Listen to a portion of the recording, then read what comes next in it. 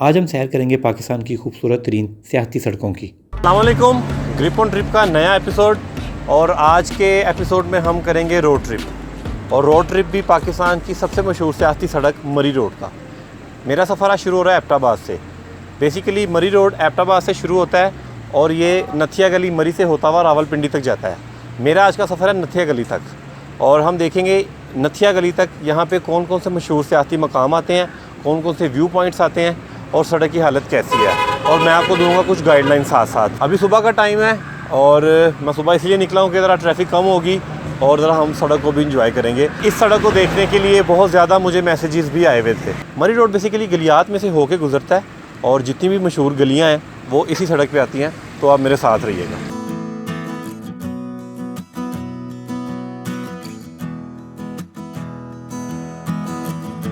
एबटाबाद की तरफ से जाएं तो पहले टर्न के फ़ौरन बाद ही ठंडियानी की तरफ जाने वाली सड़क का कट आता है। इस मुकाम से ठंडियानी तकरीबन 30 किलोमीटर दूर है। आपको ठंडियानी का मुख्तसर सा तारुफ करवा दूं।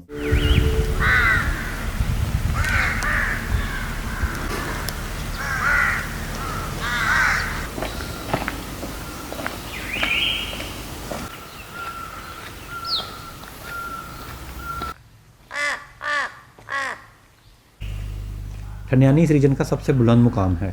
गर्मियों में ठंडियानी सियाहों के लिए निहायत खूबसूरत प्लेस बन जाता है।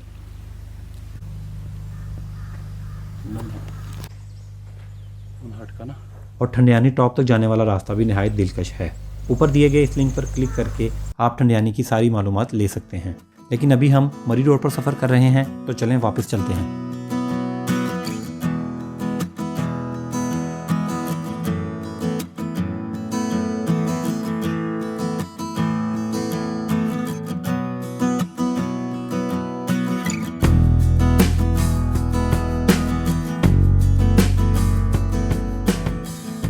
मरी रोड रावलपिंडी सदर से शुरू होकर मरी शहर से गुजरता है और नथिया गली से होता हुआ एबटाबाद सिटी में जाकर कराक्रम रोड से मिल जाता है।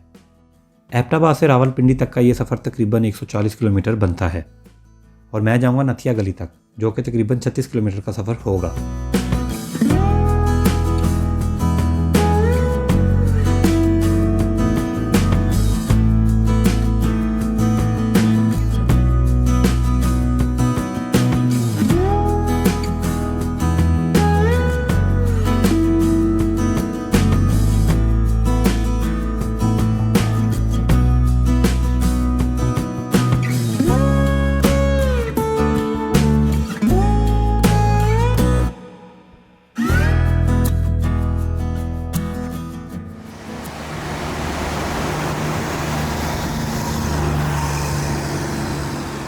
ठंडियानी वाले कट के 7-8 किलोमीटर बाद मरी रोड पर हरनोई का स्टॉप आ जाता है।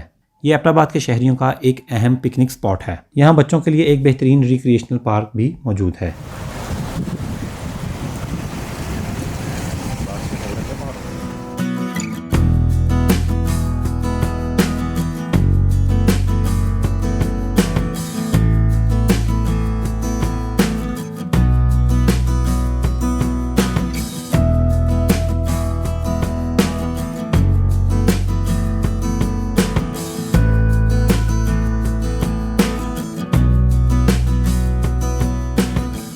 हरनोई के बाद आपका सफ़र थोड़ा ऊंचाई की तरफ शुरू हो जाता है, लेकिन मंजिर भी खूबसूरत होने लगता है। अभी बारिशों का मौसम है, इसलिए सब्ज़ा काले का कब्ज़ा वाला निज़ाम है।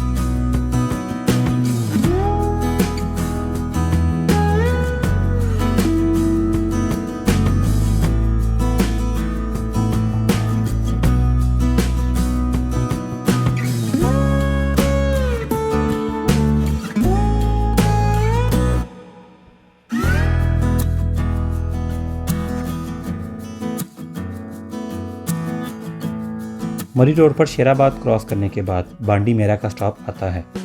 यहाँ से राइट साइड नीचे जाने वाली सड़क कारला वाटरफॉल की तरफ जाती है। ये एक नहायत ही खूबसूरत और पोशीदा वाटरफॉल है।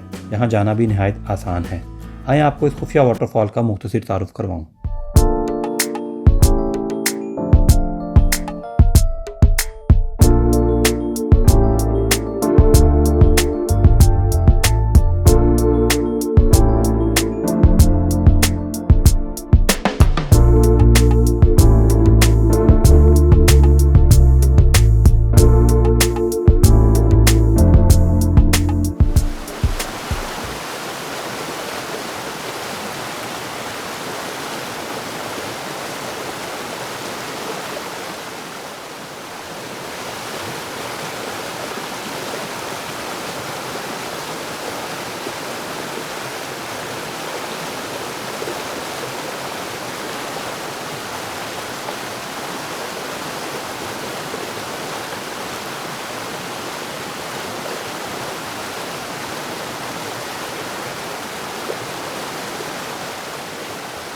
कारला वाटरफॉल का मुकम्मल एपिसोड देखने के लिए आप इस लिंक पर क्लिक कर सकते हैं।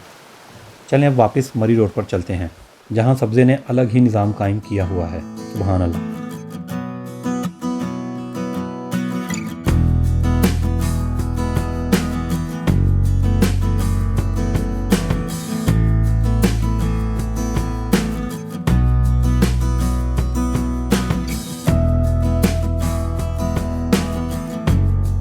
बांडी मेरा से चलने के कुछ किलोमीटर बाद सड़क की खूबसूरती में मज़ीद इजाफा हो गया है और सीधे हाथ वाला व्यू मज़ीद ओपन हो गया है, तो सोचा क्यों ना ड्रोन को एक खिदमत का मौका दिया जाए।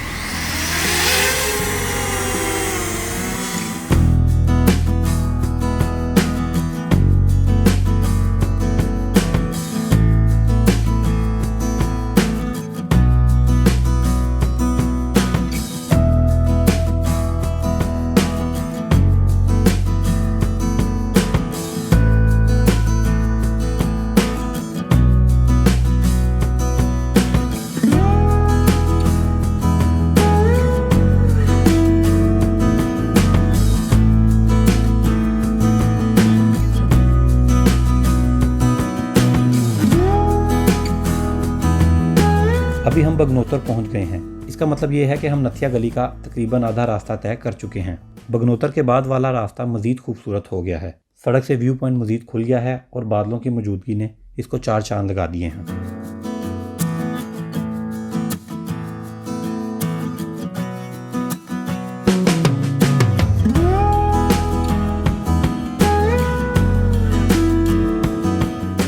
सुभान अल्लाह, क्या ही खूबसूरत दिल फरेब नज़ारा है।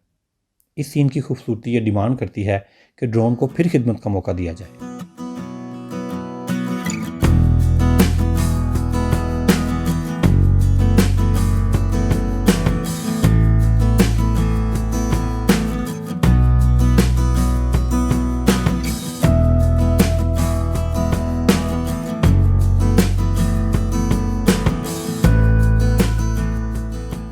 बगनोतर के बाद आने वाली चढ़ाई मेरे अंदाजे से कहीं ज़्यादा निकली और कुछ मोड़ तो टेक्निकल भी हैं। लिहाजा इस सफ़र पर आने से पहले अपनी गाड़ी की तसल्ली कर लें और ड्राइविंग भी ज़रा कूल होके करें।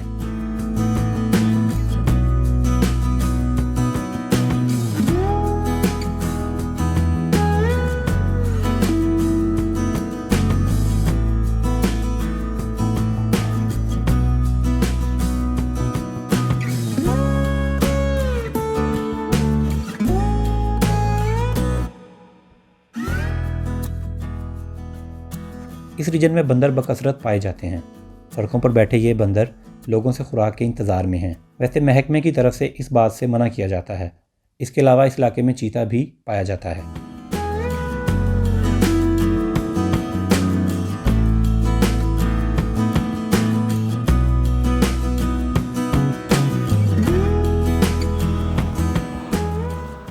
नथिया गली यहाँ से 8 से 9 किलोमीटर दूर रह गई है और ये बोर्ड समुंदर कट्ठा झील का यहाँ पे लगा हुआ है। 5 किलोमीटर आपने अंदर जाना है और समुंदर कट्ठा पे मैं अपना पहले एक एपिसोड कर चुका हूँ। अगर आपने वो देखना है तो ऊपर दी गई लिंक पे आप क्लिक करके देख सकते हैं। यहाँ से आप 5 किलोमीटर आगे जाएंगे, इसमें से 2-2.5 किलोमीटर सड़क पक्की है, आगे से सड़क कच्ची है, लेकिन हर किस्म की गाड़ी वहाँ पर जाती है।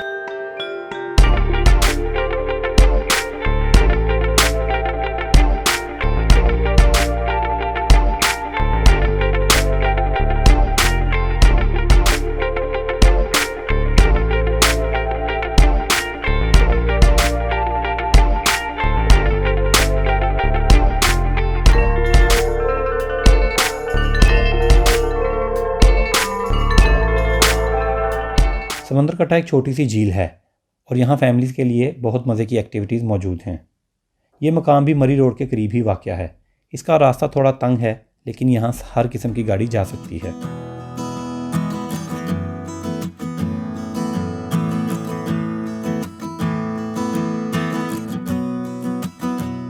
तो गलियात का सफ़र हमारा जारी है। नथिया गली हम पहुँचने वाले हैं। सबसे पहले ठंडियानी टॉप निकला, उसके बाद हमारा कारला वाटरफॉल वाला कट है जो मैंने आपको दिखाया, हरनोई आया, और अब ये है समुंदर कट्ठा झील, और आगे जो हमारी नथिया गली है वो बस आने वाली है।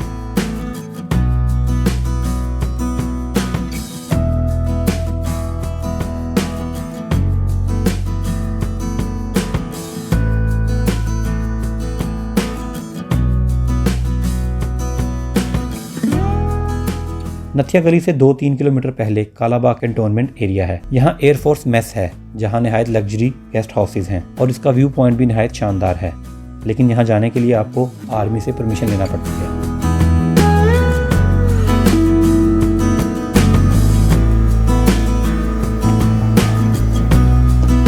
जैसे हमने बाड़ा गली क्रॉस की तो उसके बाद जो चढ़ाई है वो कंपैरेटिवली काफ़ी कम हो गई, बल्कि समझ लें कि ख़त्म ही हो गई। उसके बाद अभी हमने कालाबाग कैंटोनमेंट एरिया क्रॉस किया है। नथिया गली यहाँ से 2-2.5 किलोमीटर रह गई है। जब आप एबटाबाद से सफ़र करते हैं तो बगनोतर से आपकी असल चढ़ाई शुरू होती है। बगनोतर से बाड़ा गली तक रहती है, जहाँ पे समुंदर कट्ठा का बोर्ड आया था, वहाँ तक चढ़ाई रहती है। और उसके बाद जो सड़क मॉडरेट हो जाती है, ठीक है। तो हमने बीच में गाड़ी को स्टे भी दिया था और यहाँ से आप सीन देख सकते हैं डोंगा गली का, नथिया गली का। यहाँ से 2-2.5 किलोमीटर दूर रह गया। तो ये बड़ा अच्छा पॉइंट था। यहाँ पे हम रुक भी गए, थोड़ी देर गाड़ी को भी सांस दे दिया और हार्डली इंशाल्लाह 5 मिनट में हम नथिया गली पहुँच जाएंगे।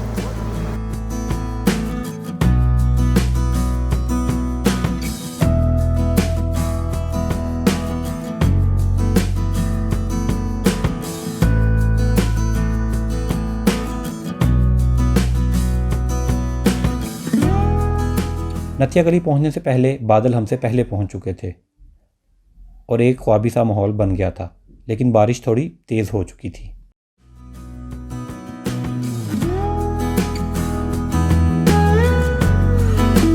एबटाबाद से जो मेरा सफ़र मरी रोड पे स्टार्ट हुआ था वो नथिया गली आकर ख़त्म हो गया है। एबटाबाद से मरी 70 किलोमीटर है, जिसमें से मैंने 36 किलोमीटर कर लिया है। पीछे 34-33 किलोमीटर है जो नथिया गली से बाड़ियाँ से होता हुआ मरी तक जाएगा। वो इंशाल्लाह ट्रैवल मैं अगले सफ़र में करूँगा। आप इस एपिसोड का मुझे फ़ीडबैक लाजमी दीजिएगा। Thank you.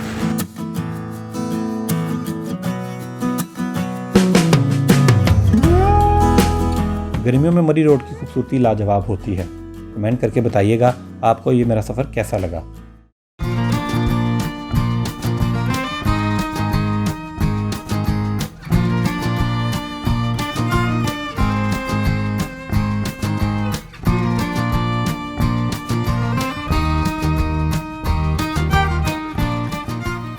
अस्सलाम वालेकुम। ग्रिप ऑन ट्रिप का ठंड प्रोग्राम हमारा स्टार्ट है अभी, और इस सीरीज में आज हमने जाना था मुश्कपुरी टॉप। ये हमने रात की स्टिक्स भी अरेंज की हुई थी, लेकिन आप देख रहे हैं कि यहाँ पे सुबह 8 बजे से बारिश हो रही है और 11 बज गए हैं। तो आज का दिन फिर ज़ाया होने से बेहतर है कि हमने इसको प्लान आउट कर लिया है कि नथिया गली में इस वक्त हम रुके हुए हैं और हम जाएंगे अब मरी माल रोड। वहाँ पे रुकेंगे, नाश्ता वहाँ से कर लेंगे चल के। और आज के एपिसोड में मैं आपको दिखाऊंगा नथिया गली से मरी शहर तक का रास्ता। बाड़ियाँ से होते हुए हम जाएंगे, मरी माल रोड पर ट्रैवल करेंगे और देखेंगे सड़क कैसी है, बर्फ़ कैसी है, ठंड कैसी है और निज़ाम कुदरत चेक करेंगे। अभी बादलों ने घेरा है हर तरफ से नथिया गली को, और नथिया गली की जो ब्यूटी जिस चीज़ के लिए मशहूर है वो आप देख भी सकते हैं। ज़रा दिखाना सामने से, आप देख भी सकते हैं ये सारा घिरा हुआ है और इसी में हमने ट्रैवल करना है और गाड़ी में बैठ के वीडियो बनाएंगे। मरी माल रोड के आपको आज एपिसोड दिखाने लगे हैं, नथिया गली से मरी। तो साथ रहिएगा ठंड प्रोग्राम में।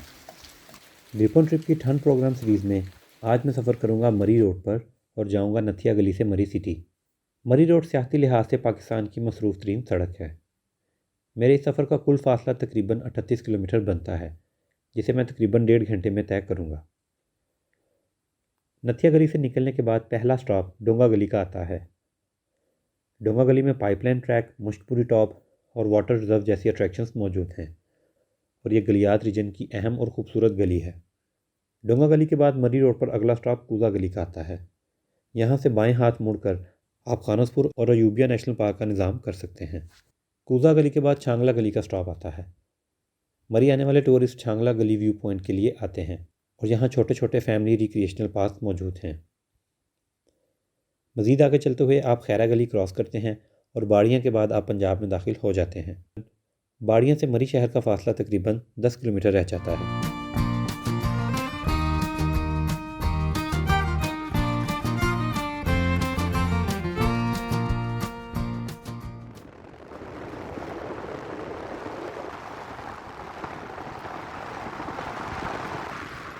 बादलों ने सड़क को घेर रखा है और जब एक दरख्त के करीब से आप गुजरते हैं तो सुभान अल्लाह बहुत ही खूबसूरत मंजर लगता है।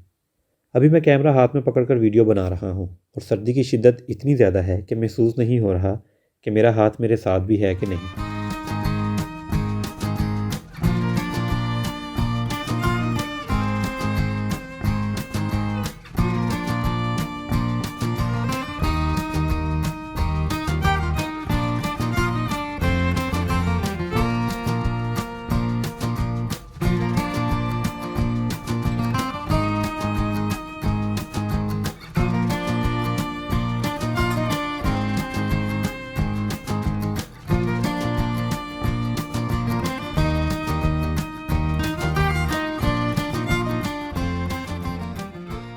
रोड पर बुलडोज़र खड़े भी नज़र आते हैं जो बर्फबारी के फ़ौरन बाद रास्ता क्लियर करते हैं ताकि मुकामी लोगों के साथ साथ टूरिस्ट को भी प्रॉब्लम ना हो।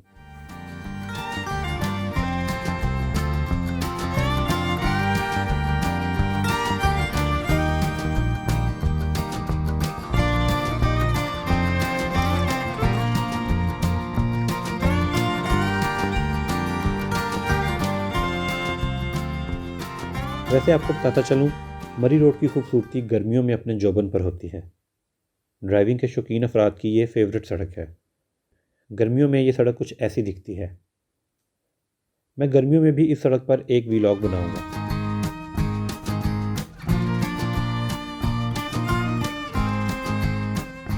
और मुझे यकीन है कि आप इसकी ग्रीनरी से ज़रूर मुतासिर होंगे और कहेंगे सब्ज़ा कर लेगा कब्ज़ा।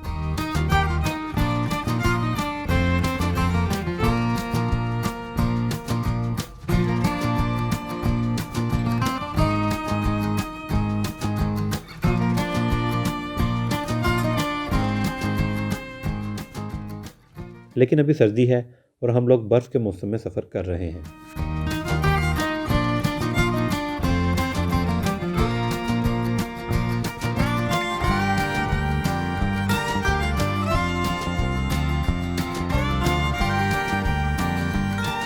इस वक्त मैं प्राइवेट गाड़ी में सफ़र कर रहा हूँ और मैंने नथिया गली से मरी शहर जाने के 2200 रुपये अदा किए हैं।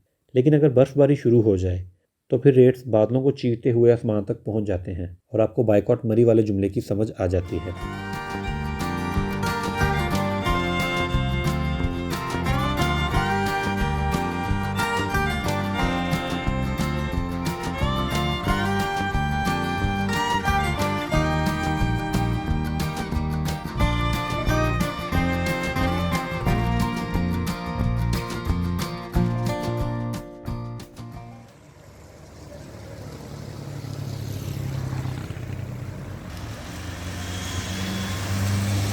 सफ़र हमारा नथिया गली से मरी की तरफ जारी है और सारे रास्ते में हमें बारिश और बर्फ़ मिलती रही है। अभी भी आप देख रहे हैं बहुत ज़्यादा फोग है और हल्की हल्की बारिश भी चल रही है।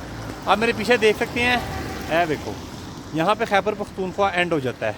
इस गेट को जब जैसे ही हम क्रॉस करेंगे तो आगे बाड़ा गली का बाज़ार आ जाएगा। ये जो बाज़ार है पंजाब की हदूद में है और वहाँ पर वेलकम टू पंजाब का बोर्ड भी लगा हुआ है। तो 25 किलोमीटर हमने तय कर लिया है जहाँ से हम चले थे नथिया गली के करीब से। KP के अल्लाह हाफिज़ हो गया है और अब हम जा रहे हैं पंजाब से। मज़ीद 8 से 10 किलोमीटर है। वैसे आगे 10 किलोमीटर मरी का बोर्ड लगा हुआ है, हमने लेकिन जाना है मरी माल रोड में, तो साथ रहिएगा।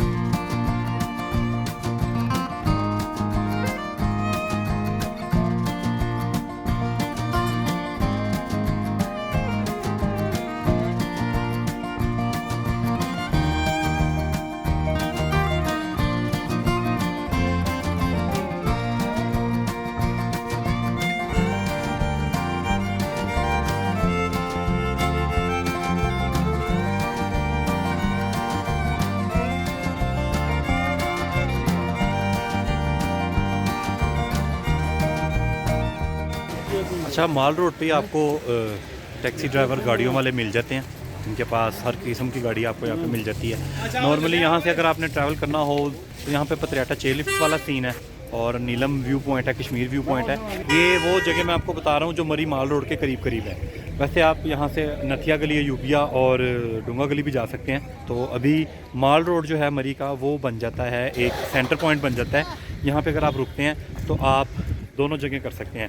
आप सेम डे में भी नथिया गली से होके आ सकते हैं, लेकिन रिकमेंडेड यही है कि आप नथिया गली में 1-2 दिन रुकें, डोंगा गली में रुक जाएँ, अयूबिया में रुक जाएँ, तो वो वहाँ पे लेकिन सर्दी ज़्यादा होती है। अभी यहाँ पे एक टेम्परेचर है और जहाँ से हम आए थे अभी नथिया गली से उस वक्त -2 था जब हम वहाँ से चले थे। तो यहाँ पे हम थोड़ा बेहतर फील कर रहे हैं।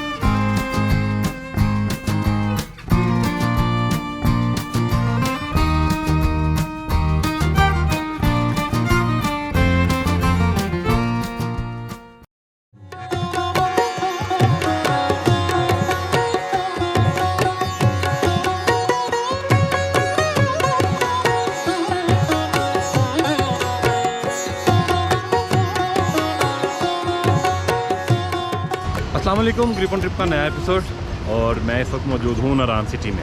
पाकिस्तान की अगर खूबसूरत तरीन और बिजी तरीन सड़कों की बात की जाए तो मरी रोड, जिसकी मैं एक एपिसोड कर चुका हूँ, वो है।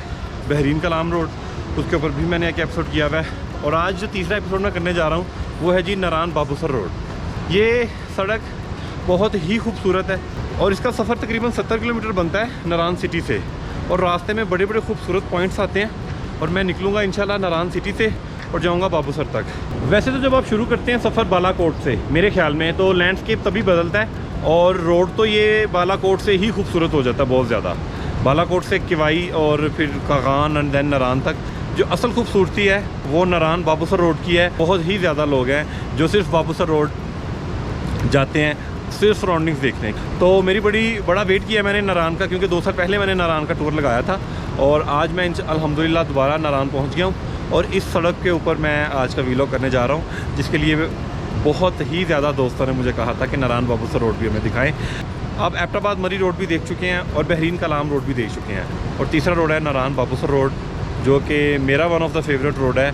और लेकिन फ़ैसला आप करेंगे और हम इसमें थोड़ा सा कंपैरिजन भी करेंगे। मेरे साथ रहिएगा।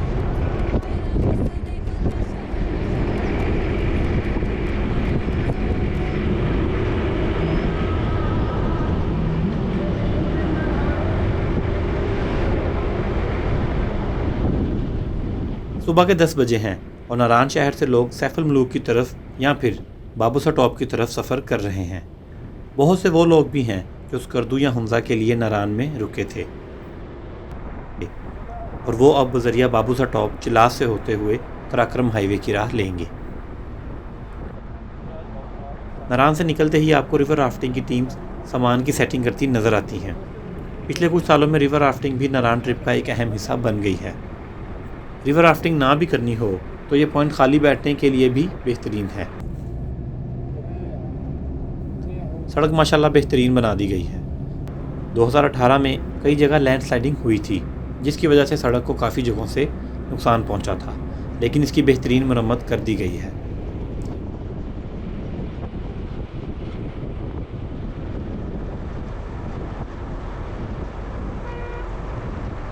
वैसे आपको बताता चलूं कि इस सड़क पर कोई भी गाड़ी चला सकता है, बस बाबूसर टॉप से नीचे उतरने वाला रास्ता थोड़ा ट्रिकी है। नारान बाबूसर की ये सड़क हमजा गिलगित स्कर्दू जैसी वादियों का गेटवे है और इन खूबसूरत वादियों में जाने वाली ये सड़क भी निहायत खूबसूरत है। अभी जून के महीने की 16 तारीख है और ग्लेशियर्स भी तेज़ी से पिघल रहे हैं, जबकि दरियाए कुनहार भी अपनी रवानी के साथ हमसफ़र है। सुभान अल्लाह। ग्लेशियर्स को सड़क से हटाकर ट्रैफिक के लिए खोल दिया गया है। बाकी मांदा ग्लेशियर्स अब खुद पिघलते रहेंगे।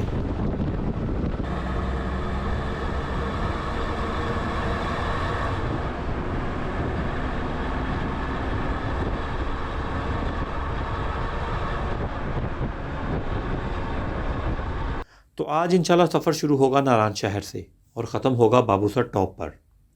यानी हम लोग नारान से, जो कि 7,900 फुट बुलंद है, से निकलेंगे और 70 किलोमीटर का सफ़र तय करके पहुंच जाएंगे बाबूसर रोड पर, जो कि सतह समुंदर से 13,600 फुट बुलंदी पर वाक़या है। ये सड़क साल में बमुश्किल 4 से 5 माह ही चलती है। साल के बाकी महीने ये बर्फ़ से ढकी रहती है। नारान से बाबूसर के दरमियान बटाकुंडी, बड़ावई, जलखड, लुलसर झील और गिट्टी दास के कस्बे आएंगे। ये सड़क चिलास के करीब 0 पॉइंट पर जाकर कराक्रम हाईवे से मिल जाती है।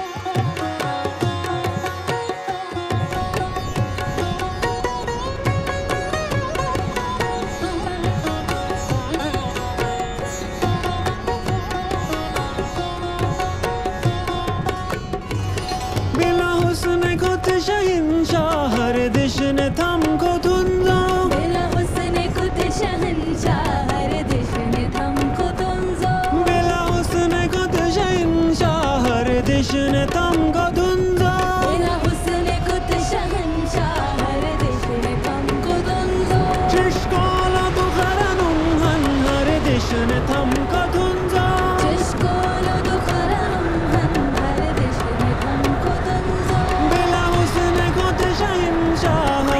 ने थमको धुंधा बोला उसने खुद शहंशाह, हर देश ने थमको धुंधा।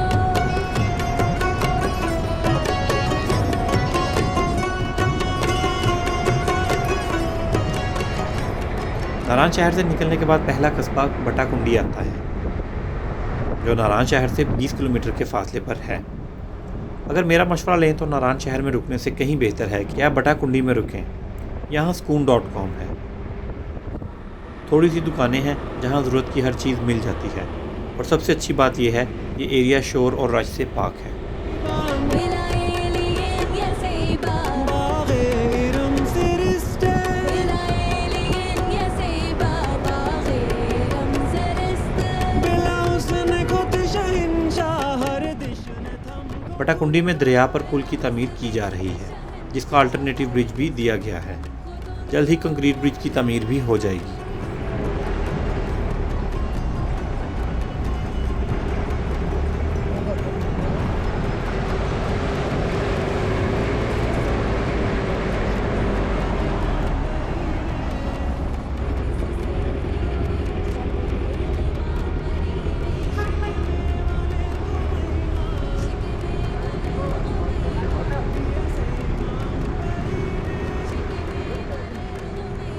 बटाकुंडी से गुजरने के बाद चढ़ाई शुरू हो जाती है और अगले 3 से 4 किलोमीटर ऐसे ही गुजरते हैं। ये सड़क वैसे तो बाबूसर टॉप के बाद संगलाख पहाड़ों में से गुजरती है, लेकिन अभी ये हरे पहाड़ों और ग्लेशियर में से गुजर रही है।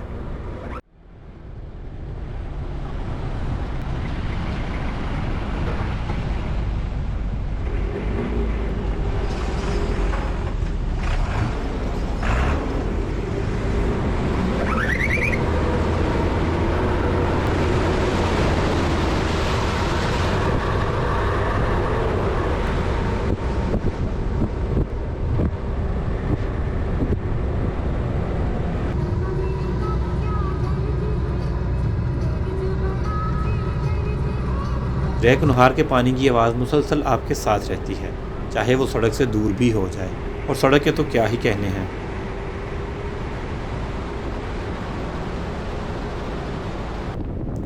रास्ते में कई पहाड़ों से आते चश्मे और पिघलते ग्लेशियर्स के पानी सफ़र को दिलचस्प बनाए रखते हैं। ये चश्मे दरिया कुनहार में गिर रहे हैं।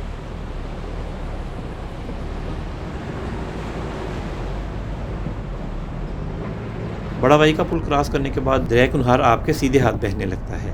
यहाँ ये दरिया बड़े बड़े मैदानों में से गुजरता है और बहुत ही खूबसूरत नज़ारा पेश करता है।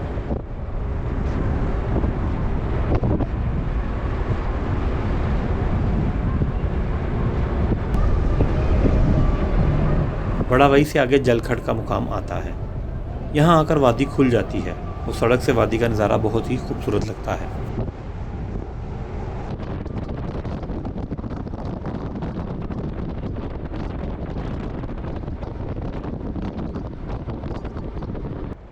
बड़ा वाई के बाद सफ़र की इस तफरीह में मज़ीद इजाफा हो गया है।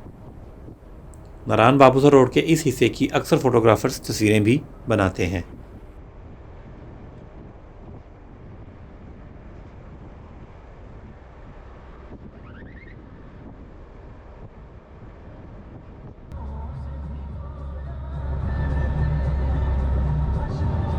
जलखड में चाय और खाने के एक दो छोटे होटल हैं। यहाँ अक्सर लोग रुककर चाय भी पीते हैं और तस्वीरें खींचते हैं, लेकिन मेरा प्रोग्राम बेसर में रुकने का है, जो यहाँ से 4 से 5 किलोमीटर की दूरी पर वाक़या है।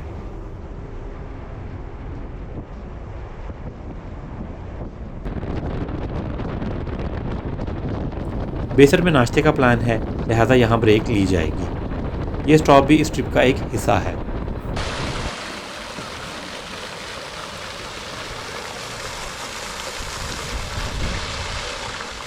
नारायण बाबूसर रोड का सफ़र जारी है और अभी हम लोग पहुंच गए हैं बेसर। बेसर जो है लुलूसर लेक से 3-4 किलोमीटर पहले का एक मुकाम आता है, और लुलूसर लेक के बाद तकरीबन 13-14 किलोमीटर बाबूसर टॉप रह जाता है। तो हमारा ये सफ़र है नारायण बाबूसर रोड है, तो सफ़र नारायण से शुरू हुआ था और बेसर हम पहुंच गए हैं। तकरीबन 75% सफ़र हो गया। लुलूसर लेक के थोड़ी देर बाद गिट्टीदास आएगा और गिट्टीदास से ऐसी कोई चढ़ाई शुरू होगी कि लग पता जाएगा।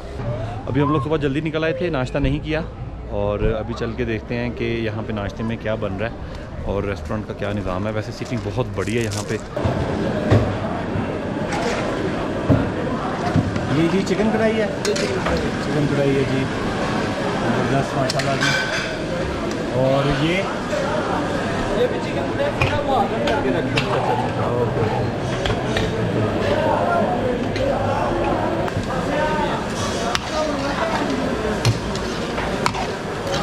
की सब्जी है।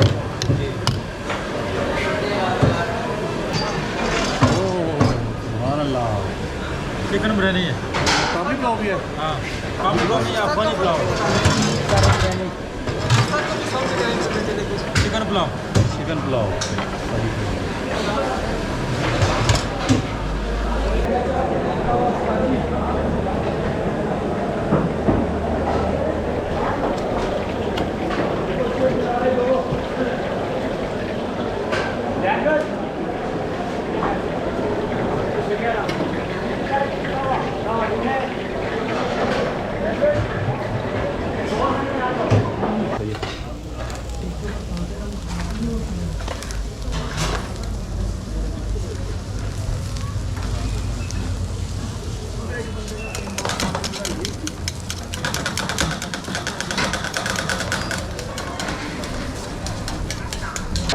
तो जी मेन्यू तो चेक कर लिया है।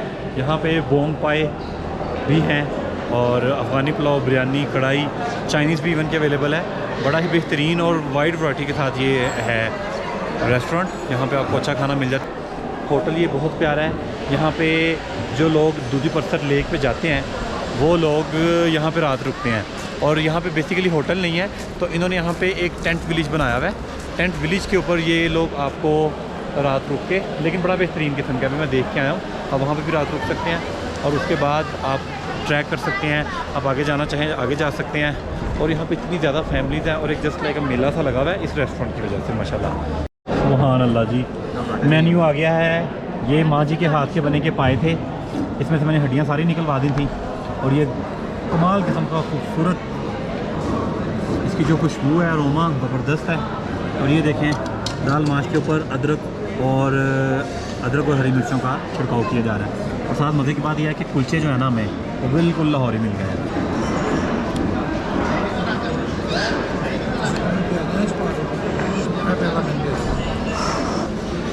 इसको हम भरेंगे शोरबे में, पुलाव ना आ जाता।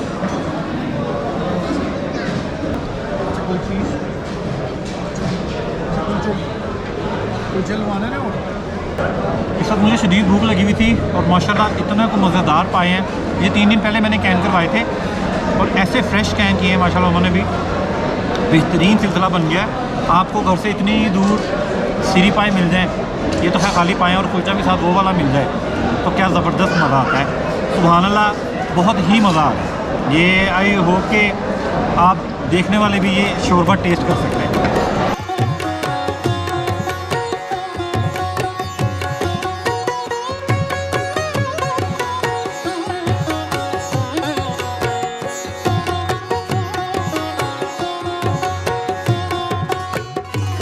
बिला हुस्न खुद शहंशाह हर दिश ने थमको धुंधा बिला हुस्न खुद शहंशाह हर दिश ने थमको धुंधो।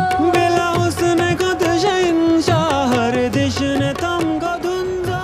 बिला हुस्न खुद नाश्ता करने के बाद हम लोग दोबारा नारायण बाबूसर रोड पर हो लिए।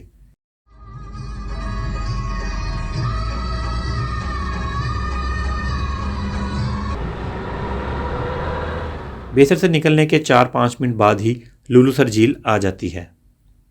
ये झील भी यहाँ से गुजरने वालों का लाजमी स्टॉप है। लुलुसर झील के पानियों का रंग दिल को भा जाने वाला है।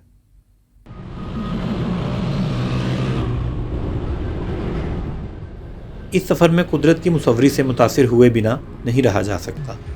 वैसे अब टेम्परेचर में भी सिग्निफिकेंट कमी आ गई है। को धुंधो। Trishkola dukharanum han har dishne thamko dhunza. Chishkolo dukharanum han har dish ne thamko dhunzo। Bila husne khud shahinshah har dishne thamko dhunza. बिला हुस्न खुद शहंशाह हर दिश ने थमको धुंधो।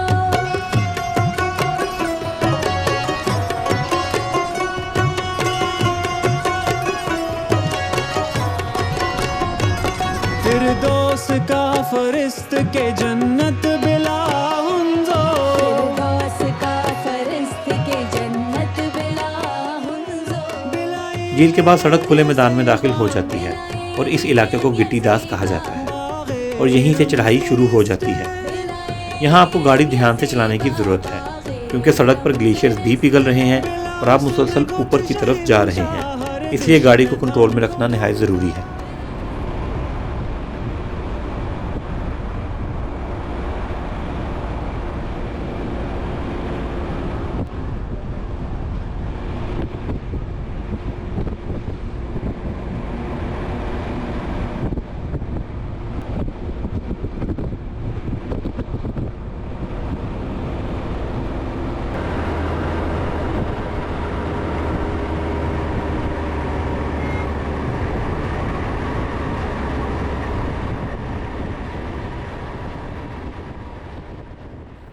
बाबूसर इस एरिया का सबसे ऊंचा इलाका है और इसकी तरफ जाने वाला रास्ता भी बहुत खूबसूरत है।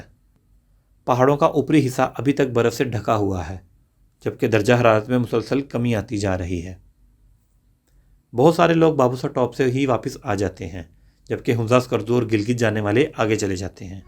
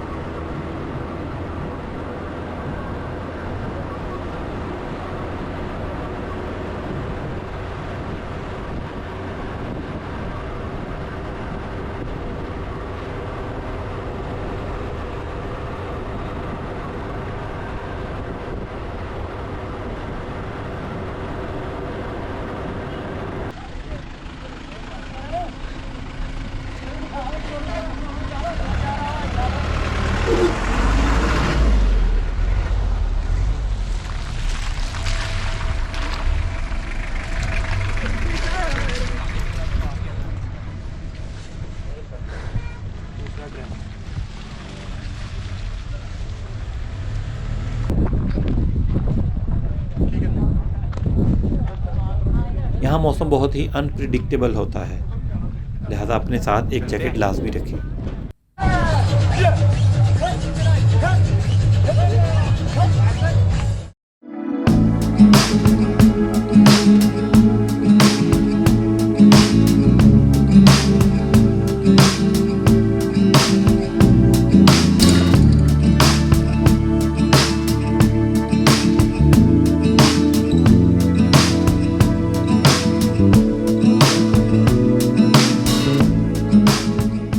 अस्सलाम वालेकुम।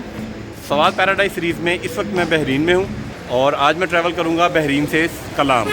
आप सब जानते हैं कि ये 35 किलोमीटर का एक पैच था जो 10-12 साल मुरम्मत नहीं हो सकी और ये 35 किलोमीटर हमारा 5 से 6 घंटे में होता था और इसके लिए आपको यहाँ तो जीप लेनी पड़ती थी, यहाँ लोकल गाड़ी पे आप जाते थे 90%। पिछले साल ये सड़क बन गई है और बहरीन से अब मैं ट्रैवल करूँगा कलाम और आज मैं आपको दिखाऊँगा ये सड़क अब कैसी है, कहाँ से अब ये ख़राब है। पिछले महीने सितंबर 2020 में एक सैलाब आया था छोटा सा, तो देखते हैं उसको कितना डैमेज हुआ है।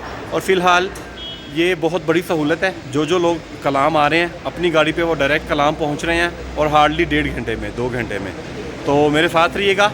आज हम यहाँ से दरिया भी बहुत खूबसूरत हो जाता है और कलाम तक आपके साथ साथ रहता है, तो आप भी मेरे साथ रहिएगा।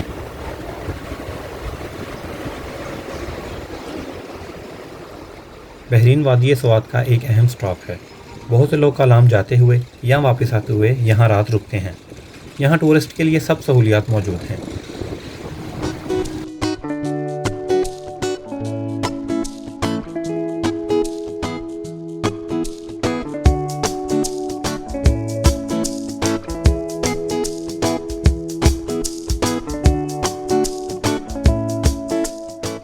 मिंगोरा सिटी से कलाम वैली का कुल फासला 97 किलोमीटर बनता है, जिसे तय करने में तकरीबन अब 3.5 घंटे लगते हैं। कलाम तक जाने के लिए मिंगोरा से बहरीन तक 60 किलोमीटर का रास्ता है, यहाँ तक पहुँचने के लिए आपके पास दो ऑप्शंस हैं। पहला बाग डेरी रोड जो दरियाए सवात के बाएं जानिब चलता है। दूसरा पुराने वाला रूट है बहरीन रोड जो दरियाए सवात के दाएं जानिब चलता है। मुसाफत में ये दोनों फासले बराबर हैं, लेकिन मेरे हिसाब से बाग डेरी से जाना बेहतर है। बहरीन से आगे कालाम रोड तक जाने के लिए मज़ीद 37 किलोमीटर का फासला है। ये सड़क क्योंकि अब बना दी गई है और कलाम तक आप अपनी गाड़ी पर जा सकते हैं।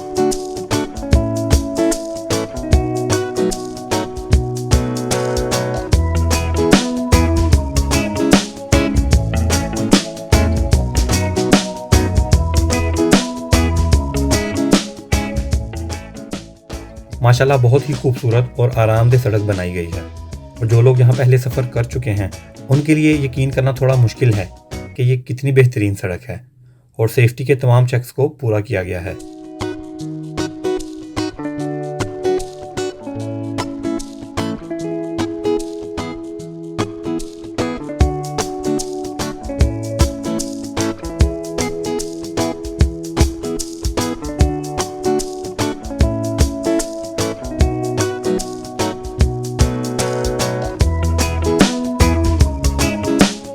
अभी अक्टूबर का महीना है जिसकी वजह से दरियाए सवात में पानी थोड़ा कम है, लेकिन इसका रंग और इसकी खूबसूरती अभी भी वैसी ही कायम है। इस दरिया की मुकम्मल खूबसूरती अगर आपने देखनी हो तो आप यहाँ पे जून जुलाई के महीने में तशरीफ़ लाएं।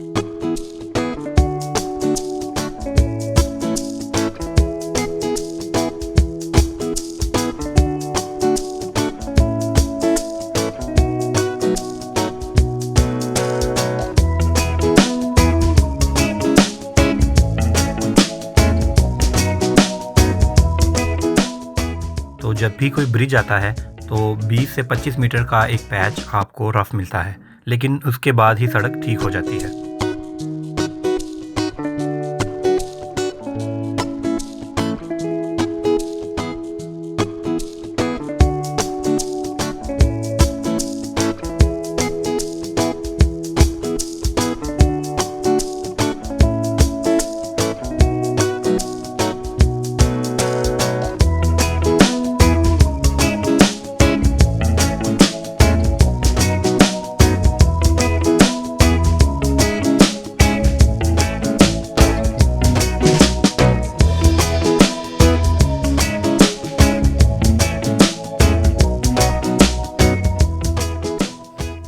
रास्ते में एक प्यारा सा ब्रिज देखा, सोचा थोड़ी देर रुककर तस्वीरें हो जाएं।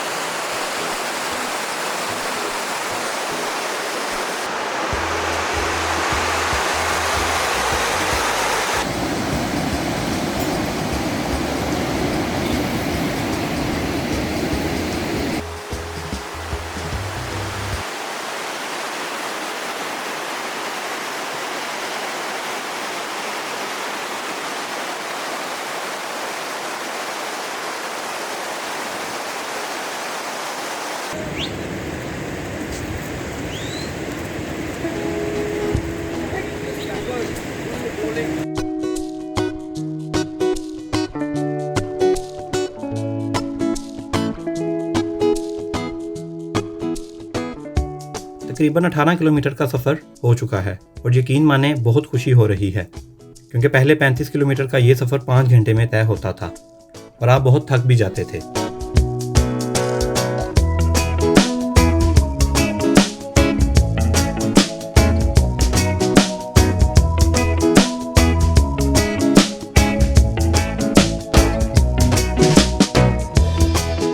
बहरीन से कलाम का सफ़र तकरीबन आधा तय हो चुका है और हम मांगक्याल पहुंच चुके हैं। ये एक छोटा सा स्टॉप ओवर है और यहाँ कई टक शॉप्स और रेस्टोरेंट मौजूद हैं।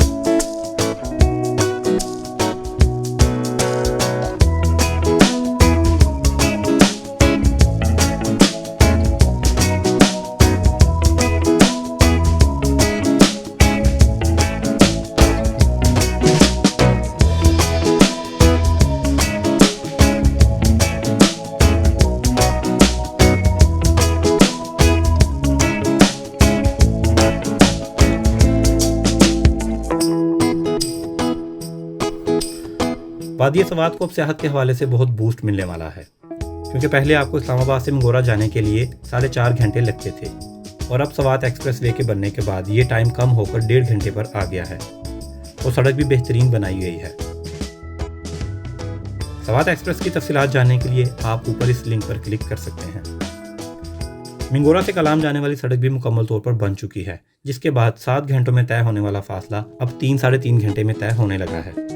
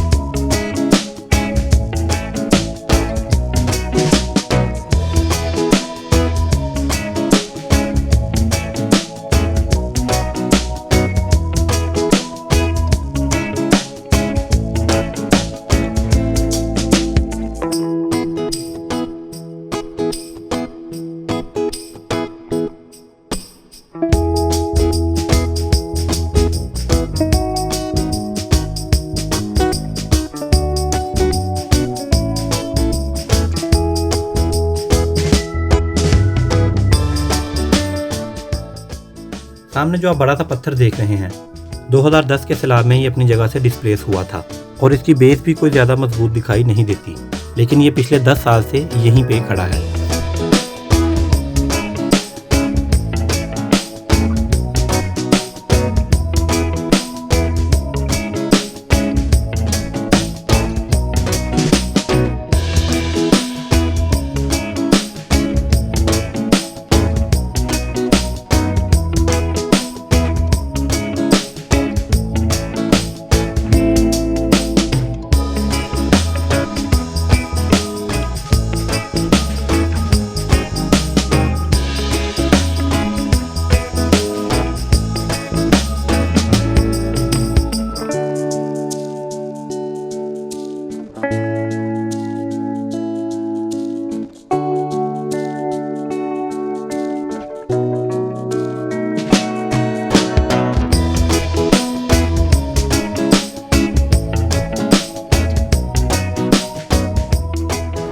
बहरीन से हमारा सफ़र जो स्टार्ट हुआ था, कलाम हम पहुंच गए हैं शहर में और ये तकरीबन 1 घंटा 30 मिनट का सफ़र है।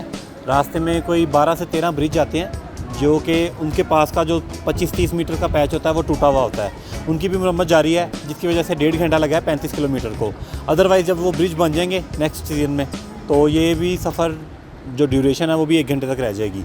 लेकिन अभी भी बहुत ही खूबसूरत और बहुत बड़ी सहूलत बन गई है, क्योंकि पिछले 12-13 साल से ये सड़क का बहुत बुरा हाल था। जिन लोगों ने सफ़र किया है वो इस चीज़ को समझ सकते हैं कि ये कितनी बड़ी सहूलत मिली है। खैर, अभी मैं कलाम पहुंच गया हूँ, तो 1-2 दिन का यहाँ पे प्लान है। तो आज के एपिसोड के बारे में मुझे बताइएगा और कोई सजेशन हो तो मुझे लाजमी शेयर कीजिएगा। ग्रिप ऑन ट्रिप को सब्सक्राइब कीजिएगा। अल्लाह हाफ़िज़।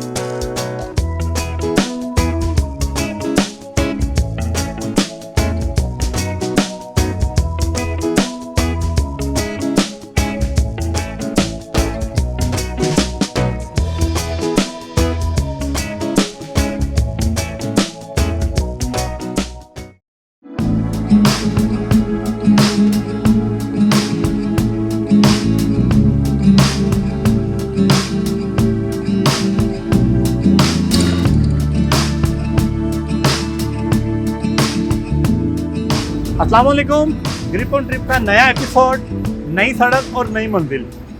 आज मैं ट्रैवल करने वाला हूं सवात मोटरवे पर, जो कि रिसेंटली ही फुली ऑपरेशनल कर दी गई है। इस सड़क के लिए मुझे बहुत ज़्यादा आप फ्रेंड्स की सजेशंस थी और मैं ख़ुद भी पहली दफ़ा इस सड़क पे सफ़र कर रहा हूँ। आज हम चल के देखेंगे इस सड़क पे कौन कौन सी इंटरचेंजेस बनी है, टनल्स कितनी है और किन किन शहरों का इसका फ़ायदा हो रहा है। इससे पहले जब आप सवात जाते थे तो रशाकई इंटरचेंज से आपको मुड़ना होता था, जिसमें मर्दान, शेरगढ़ और बटखेला जैसे शहर आते थे और बहुत ज़्यादा ट्रैफिक आपको फेस करना पड़ती थी। इस सड़क के बनने से ये सारे शहर बाईपास हो गए हैं। इसके अलावा इस्लामाबाद से सवात का जो 6 घंटे का रास्ता था वो सिमट कर अब 3 घंटे का रह गया और ये बहुत बड़ा इंकलाब है। सवात मिंगोरा कलाम की जो टूरिज़म इंडस्ट्री है ये सड़क उसके लिए भी बहुत ज़्यादा फ़ायदेमंद साबित होने वाली है और बहुत बहुत मज़ा आने वाला है। तो मेरे साथ रहिएगा। सवात एक्सप्रेसवे पर जाने के लिए आप सफ़र करेंगे इस्लामाबाद पेशावर मोटरवे यानी M1 पर। ये एक्सप्रेसवे कर्नल शेर खान इंटरचेंज से स्टार्ट होती है और चकदरा तक जाती है। इस सड़क के बनने से मर्दान, तख्त भाई और बटखेला जैसे शहर बाईपास हो जाते हैं, जिससे वक्त की बहुत ज़्यादा बचत होती है। इस एक्सप्रेसवे पर कुल 6 एग्जिट्स हैं, जिसकी कुल लंबाई 81 किलोमीटर बनती है, जबकि इस पर सफ़र करने का टोल टैक्स 160 रुपये अदा करना होता है। और इस एक्सप्रेसवे के बनने से इस्लामाबाद से मंगोरा जाने के लिए आपका 3 घंटे का वक्त बचता है।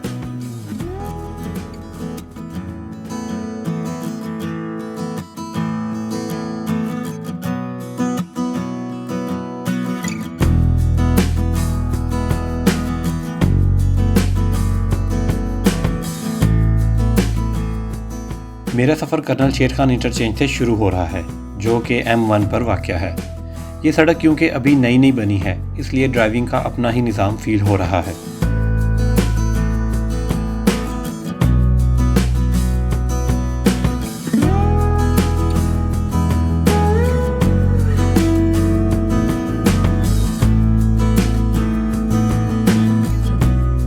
सवात एक्सप्रेसवे पर पहला एग्ज़िट 10 किलोमीटर बाद ही आ जाता है और एग्ज़िट आने से पहले आपको साइन बोर्ड भी नज़र आना शुरू हो जाते हैं।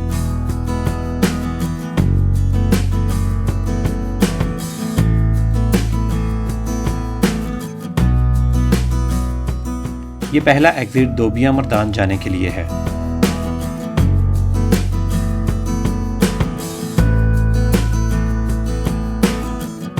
इस इंटरचेंज को क्रॉस करने के बाद आपको पहाड़ों की धुंधली सी तस्वीर नज़र आने लगती है, जो कि मालाकंड डिवीजन में वाक़या है।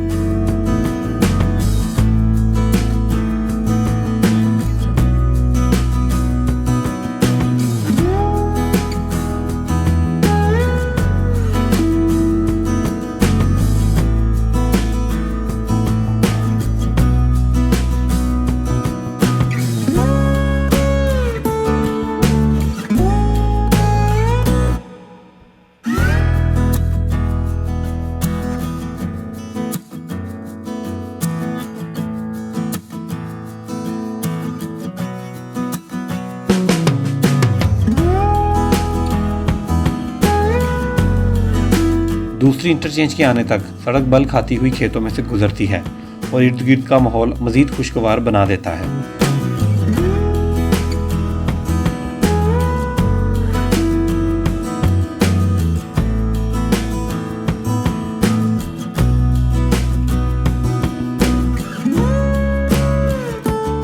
दूसरी एग्ज़िट को इस्माइलिया इंटरचेंज कहा जाता है। ये सवात एक्सप्रेसवे की अहम इंटरचेंज है, जो सवाबी और मर्दान जाने वाले यूज़ करते हैं। इसके अलावा भी कई छोटे शहर भी इसी इंटरचेंज से एग्ज़िट लेकर आते हैं।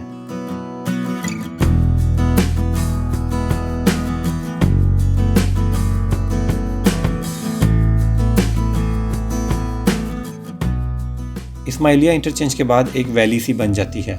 इर्द गिर्द के खेतों के पीछे पहाड़ आ जाते हैं और मंजर ज़्यादा खूबसूरत लगने लगता है।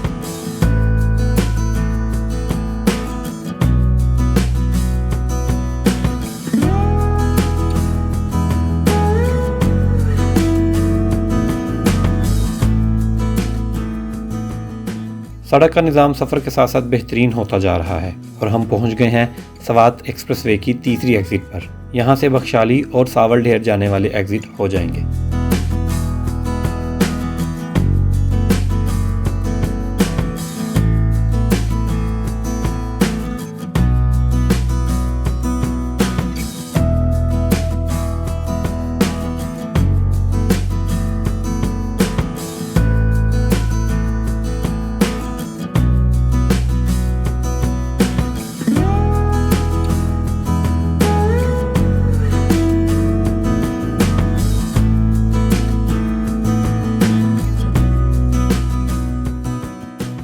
बख्शाली इंटरचेंज के कुछ देर बाद आपको सर्विस एरिया के बोर्ड भी नज़र आने लगते हैं। सर्विस एरिया में ट्रक शॉप, मस्जिद, वॉशरूम और टायर शॉप की सहूलत मौजूद है, लेकिन अभी तक यहाँ पे कोई पेट्रोल पंप नहीं बना।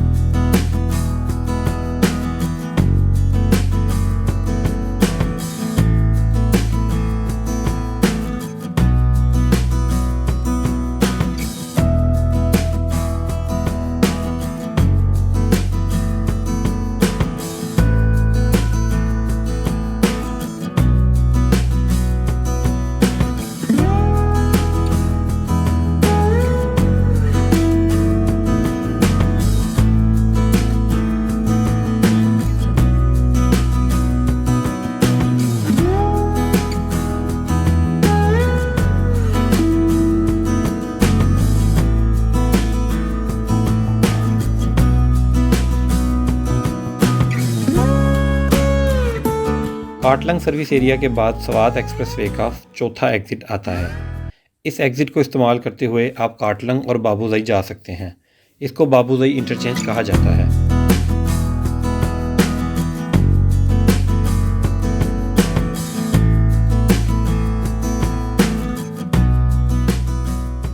बाबूजई इंटरचेंज के बाद सड़क इस एरिया में दाखिल हो जाती है जहां पहाड़ काटे गए हैं और बेहतर यह है कि आप स्पीड थोड़ी कम कर दें।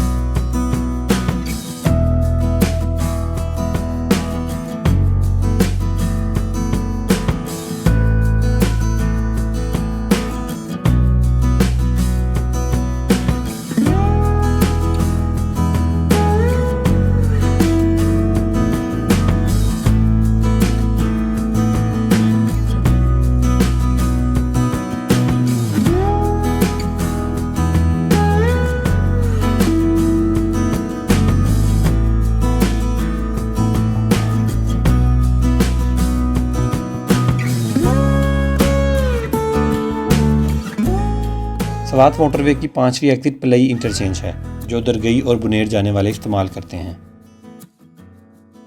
इससे आगे सड़क पर आपको कहीं कहीं कंस्ट्रक्शन वर्क भी नज़र आता है।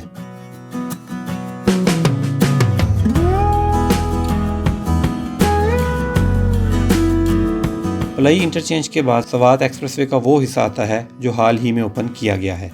पहले आपको यहाँ से पुराने रूट पर जाना पड़ता था, मगर अब टनल्स खोल दी गई हैं और सड़क सीधी चकदरा तक जाती है।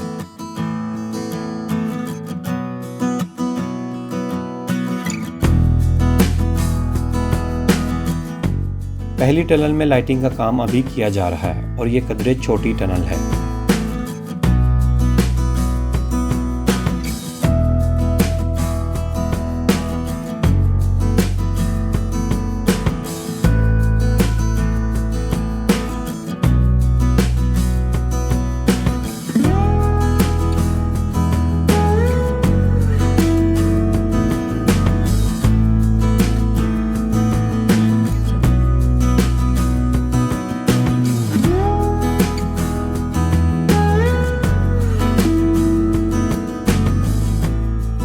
दूसरी टनल पर भी अभी कंस्ट्रक्शन वर्क जारी है और अभी सिर्फ एक टनल को दो तरफा ट्रैफिक के लिए खोला गया है।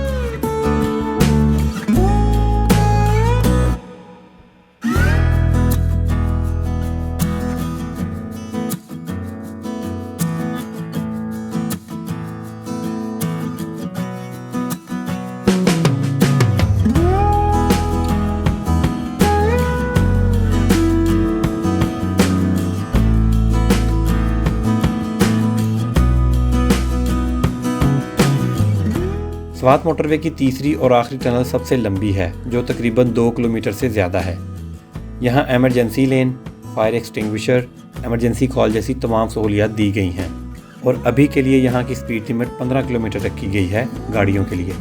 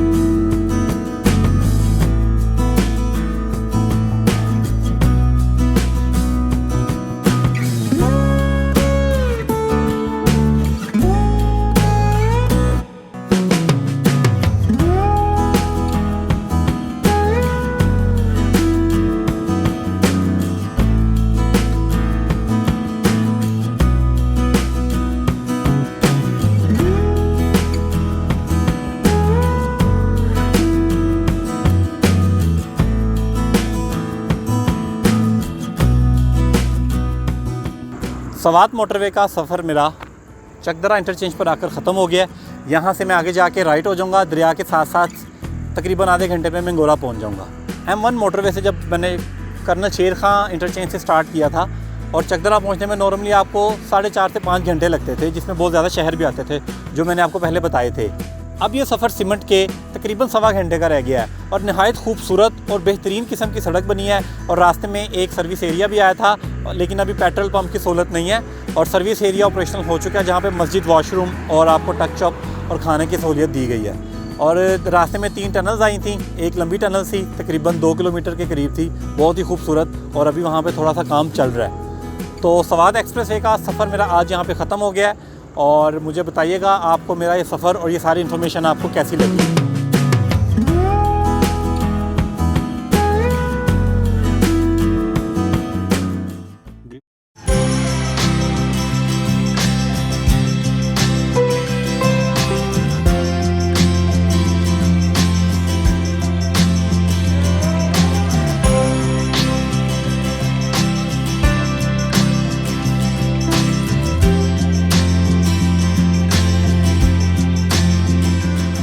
इस्लामाबाद पेशावर मोटरवे पर बुरहान इंटरचेंज के करीब से थाकोट तक हज़ारा एक्सप्रेसवे का मंसूबा बनाया गया। इस एक्सप्रेसवे की लंबाई 180 किलोमीटर रखी गई। इस मंसूबे के तहत कराक्रम रोड पर सफ़र करने वाले हसन अब्दाल, हरीपुर, हवेलियाँ, एबटाबाद, मानसेहरा और शिंक्यारी जैसे शहरों को बाईपास कर जाएंगे, जो कि एक बहुत बड़ा फ़ायदा है। इसके साथ साथ इन शहरों की अपनी ट्रैफिक भी बहुत कम हो जाएगी।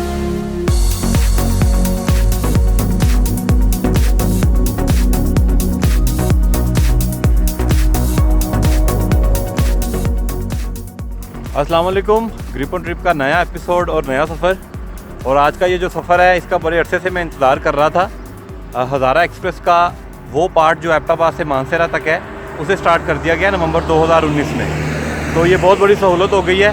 पहले हज़ारा एक्सप्रेस की वजह से आप हसन अब्दाल, हरीपुर और हवेलियाँ को बाईपास कर जाते थे और एबटाबाद और मानसेहरा जो शहर है उसके अंदर से आपको गुजरना पड़ता था शराय कराक्रम पे। और आज इंशाल्लाह मैं इस पे सफ़र करूँगा और देखूँगा यहाँ पे क्या क्या सहूलतें हैं और टाइम की कितनी बचत हो रही है। तो मेरे साथ रहिए।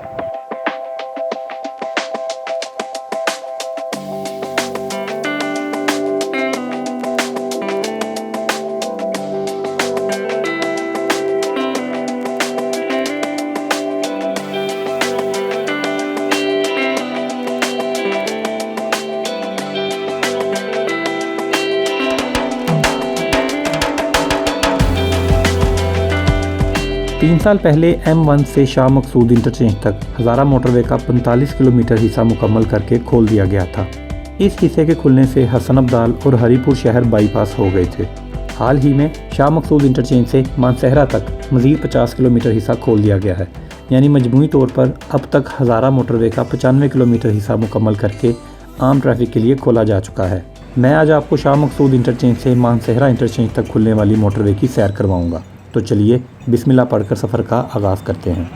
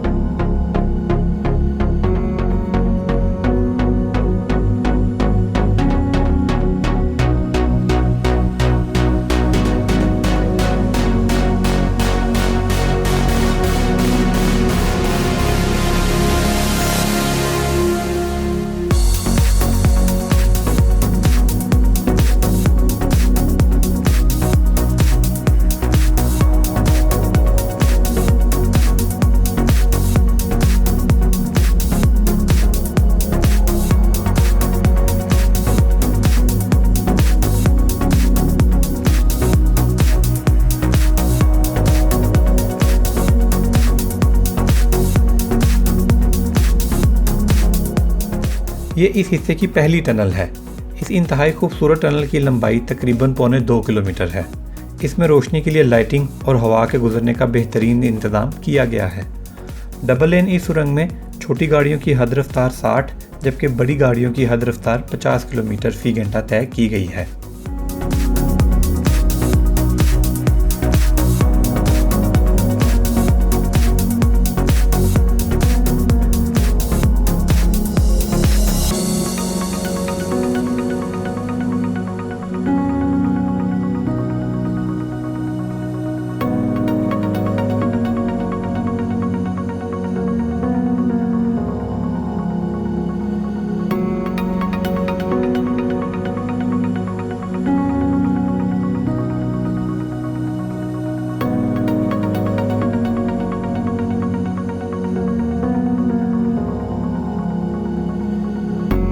हज़ारा एक्सप्रेस के इस हिस्से पर यह दूसरी सुरंग है।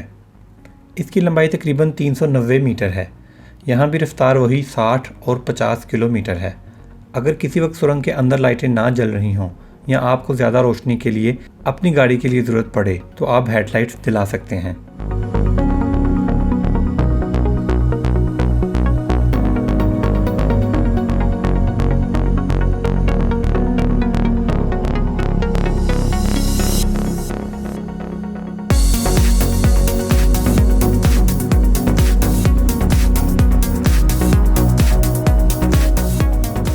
हज़ारा एक्सप्रेस की खूबसूरती के बारे में जितना सुना और देखा था माशाल्लाह इसने मायूस नहीं किया। लश ग्रीन वैलीज़ में बल खाती हुई सड़क जा रही है, सुभान अल्लाह। आप ये जो रोड की साइड्स पे ब्लॉक देख रहे हैं लैंडस्लाइडिंग को रोकने के लिए बनाए गए हैं, जो बहुत अहम काम के साथ साथ देखने में भी खूबसूरत लगते हैं।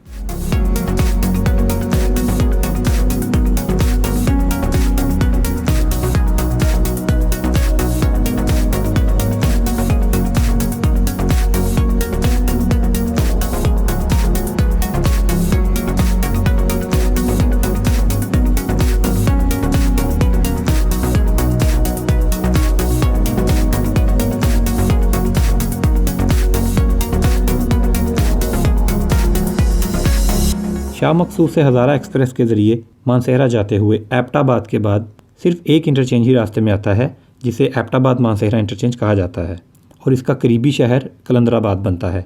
कलंदराबाद मानसेहरा और एबटाबाद के तकरीबन दरमियान में वाक़या है।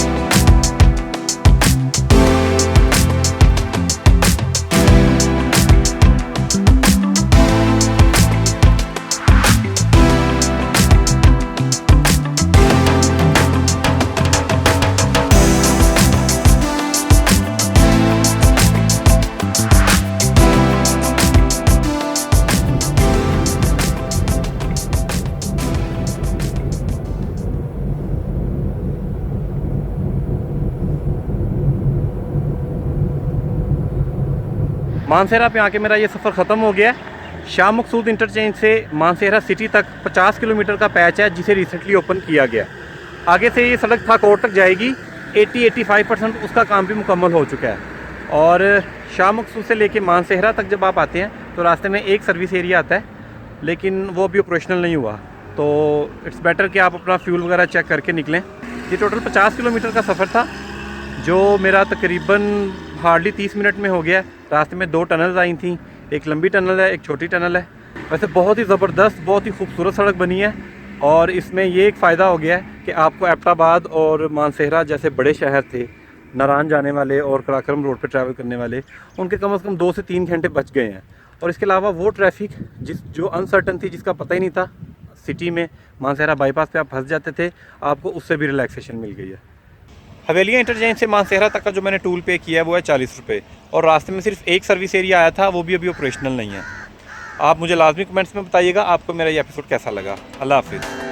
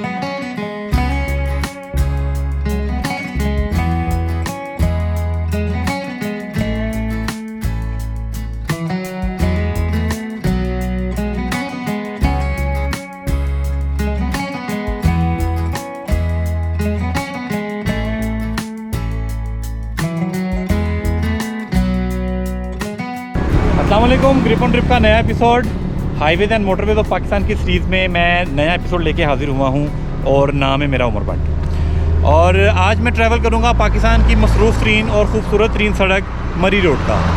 मरी रोड का पहला पार्ट एबटाबाद से नथिया गली आप देख चुके हैं और बहुत ही ज़्यादा उसका मुझे रिस्पांस मिला, बड़ा ही प्यार मिला आप लोगों से। और आज मैं इसका अगला पार्ट करूँगा, लेकिन आज मैं जाऊँगा मरी से नथिया गली। पहले मैं एबटाबाद से नथिया गली आया था और अब मैं इसको कनेक्ट करूँगा मरी से नथिया गली को।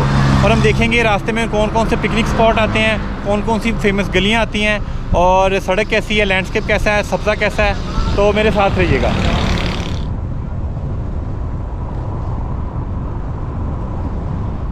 मेरा ये सफ़र कुलडना चौक मरी से स्टार्ट हुआ है। ज़्यादातर मरी आने वाले लोग नथिया गली लाजमी आते हैं, चाहे वो यहाँ रात ना भी गुजारें। नथिया गली का रास्ता भी ट्रिप का हिस्सा है, ख़ास तौर पर उन लोगों के लिए जो इस्लामाबाद की तरफ से मरी आते हैं।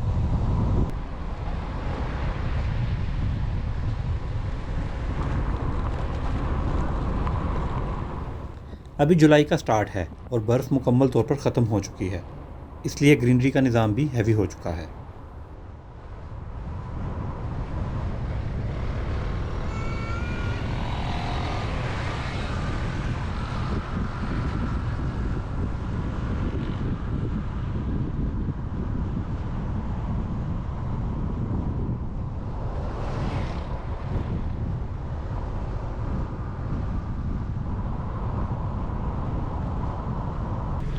वैसे तो जो मोटरवेज और हाईवेज़ की एपिसोड होती हैं उसमें मैं खाना नहीं खाता और नीचे सबसे ज़्यादा कमेंट आने नहीं आता, फिर रोटी नहीं खाती। तो मैंने कहा चलें इस दफ़ा हाईवे की इस एपिसोड में हम नाश्ता कर लेते हैं जी।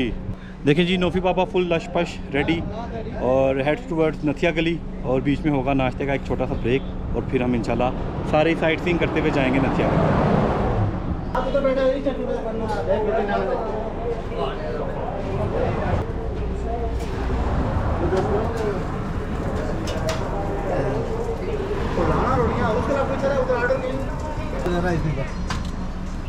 प्याज का मसाला बना हुआ इधर प्याज का बर्फ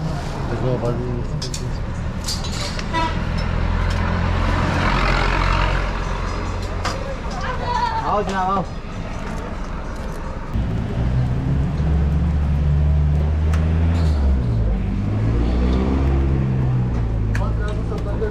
हाँ जी, एक मिनट।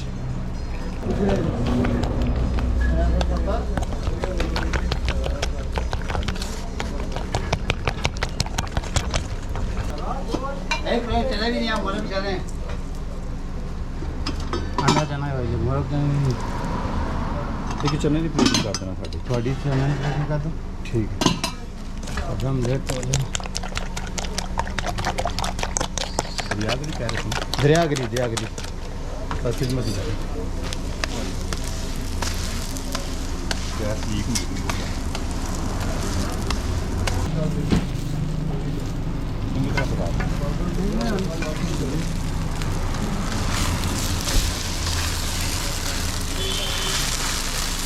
अंदर से बताया आपको नहीं अपन ले देंगे अभी सिर्फ गुजारे वाला काम किया है। वैसे मैं पराठे खाता नहीं हूँ सफ़र में। सफ़र वैसे है थोड़ा 1 घंटे का, तो 1-2 लुकमे लगाएंगे। ये देखें, पूरा चांस लिया जा रहा है कि मैनू भी खुआओ। जानू जो भी आप 7-8 महीने के हैं, 2 महीने वेट करने बस। पराठा अच्छा बनाया इन्होंने, बल वाला।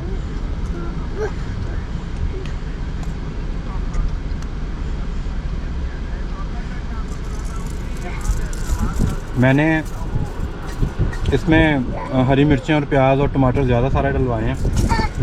ये भी बेहतर होता है वैसे, अगर आपने ट्रैवल करना हो ना तो ऑयल क्योंकि आप अवॉइड नहीं कर पाते, तो वेजिटेबल्स में मेरी कोशिश होती है मैं ज़्यादा करवाता हूँ।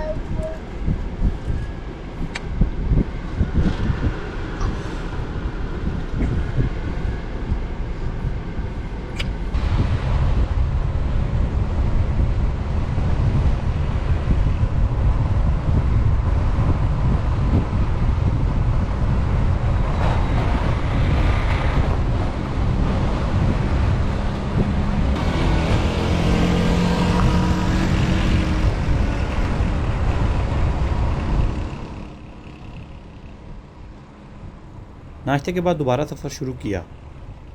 दरिया गली से बाड़ियाँ तक सड़क के कुछ हिस्सों पर काम हो रहा है।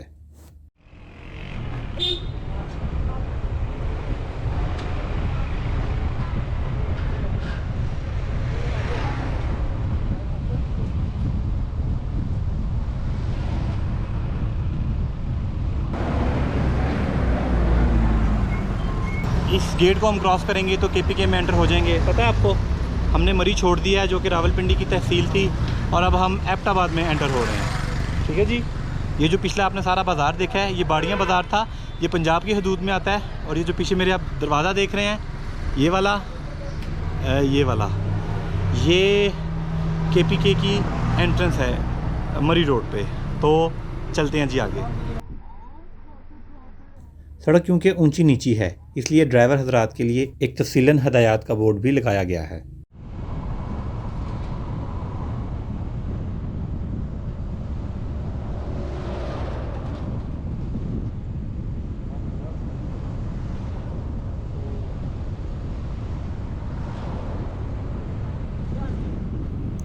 केपीके में दाखिले के बाद सड़क मज़ीद अच्छी हो गई है।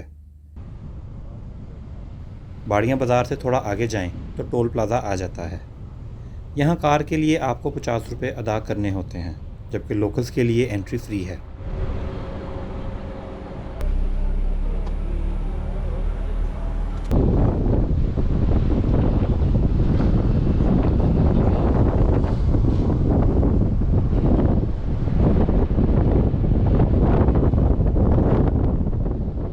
इस सड़क पर सियाहत सारा साल अरूज पर रहती है, जबकि इस सड़क पर कई कस्बे और शहर भी आबाद हैं, जिसकी वजह से यहाँ चहल पहल रहती है।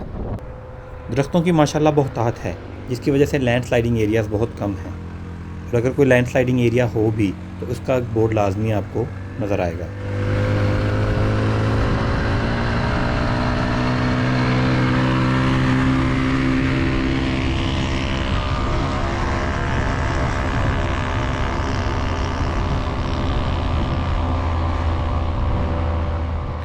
बाड़ियों के बाद वैली साइड आपके लेफ़्ट पर आ जाती है और सड़क खूबसूरत नज़ारे पेश करने लगती है। लिहाजा इन नज़ारों को कैप्चर करने के लिए ड्रोन की खिदमत हासिल की जाएंगी। ये मंजर गलियात का सबसे मशहूर मंजर है, जहाँ होटल्स के अलावा पाकिस्तान के मुख्तलिफ शहरों से लोगों ने अपने घर बना रखे हैं। गर्मियाँ गुजारने इधर आते हैं।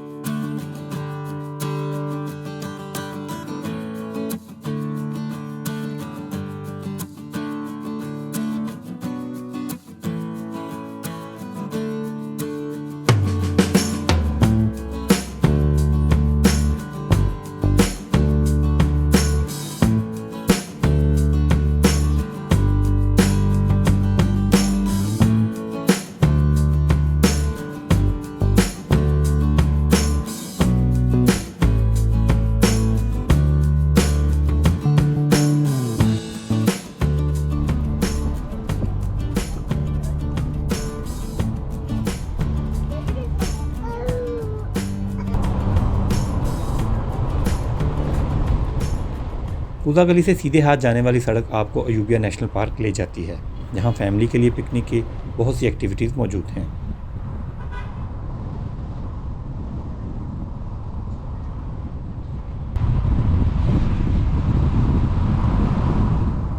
कूजा गली के फ़ौरन बाद डोंगा गली का स्टॉप आने वाला है। माशाल्लाह सड़क बेहतरीन है और सफ़र का भी मज़ा आ रहा है, इसलिए जगह जगह रुककर सड़क की ड्रोन फुटेज बना रहा हूँ।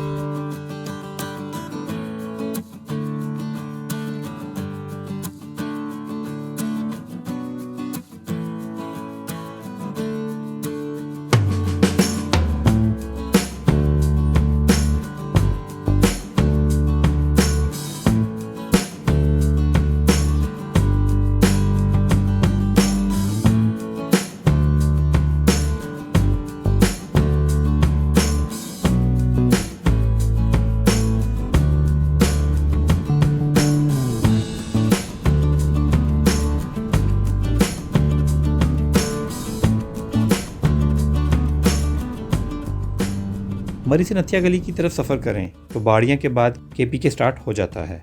वैसे ये सफ़र 36-37 किलोमीटर का है। मरी से आने वाले अक्सर लोग चांगला गली तक भी आते हैं। चांगला गली से आगे कूजा गली आती है, जहाँ से आप अयूबिया नेशनल पार्क जा सकते हैं। कूजा गली के बाद आने वाला स्टॉप डोंगा गली है, जहाँ से काफ़ी पिकनिक स्पॉट्स निकलते हैं और ये सफ़र 1 से 1.5 घंटे में हो जाता है।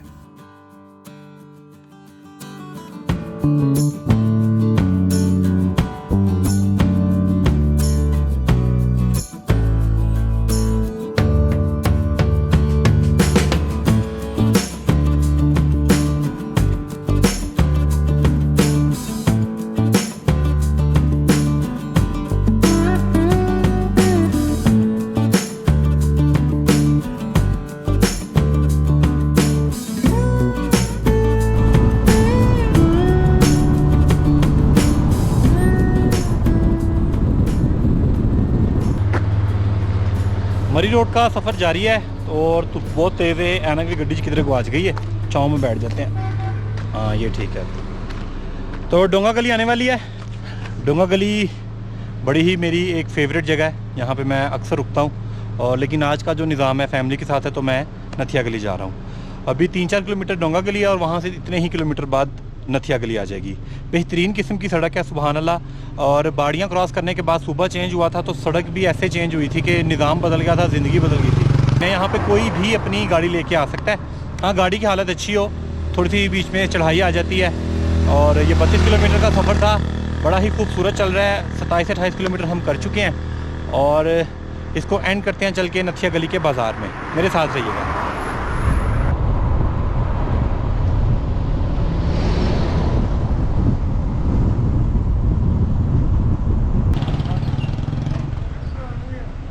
डोंगा गली से नथिया गली आने में महज 5 से 6 मिनट ही लगते हैं और सड़क के इस हिस्से में आपको इटालियन, कॉन्टिनेंटल और फास्ट फूड के कई पॉइंट्स मिल जाते हैं।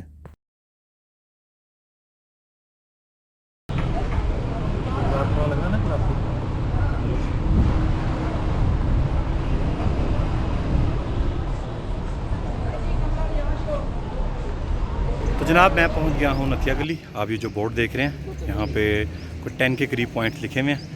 और नथिया गली एक हब है, एक बेस कैंप है। यहाँ पे बहुत सारी लोकेशंस निकलती हैं। 32-33 किलोमीटर का ये सफ़र था। पहले मैंने ट्रैवल किया था एबटाबाद से नथिया गली और अब मैंने मरी से नथिया गली कर दिया। तो मैंने ये दोनों सफ़र पूरे कर दिए हैं। इसका अगर आप पूरा रिव्यू देखना चाहते हैं तो आप इस लिंक पर क्लिक करके देख सकते हैं। और अब मेरे चैनल पे मरी से नथिया गली और नथिया गली से एबटाबाद का सफ़र मौजूद है। और ये पाकिस्तान की खूबसूरत तरीन और मसरूफ़ तरीन सड़क है और बेहतरीन सड़क है, ये भी इसमें ऐड करता जाऊँ। बड़ा ही अच्छा लगा। और 32 मिनट का सफ़र वैसे हो जाता है आपका 1 घंटे में। मैंने 1.5 घंटा लग गया। मैं ज़रा फ्लाइटें कर रहा था। तो इस एपिसोड का मुझे रिव्यू दीजिएगा, कमेंट्स कीजिएगा और मेरे चैनल को सब्सक्राइब कीजिएगा। अल्लाह हाफ़िज़।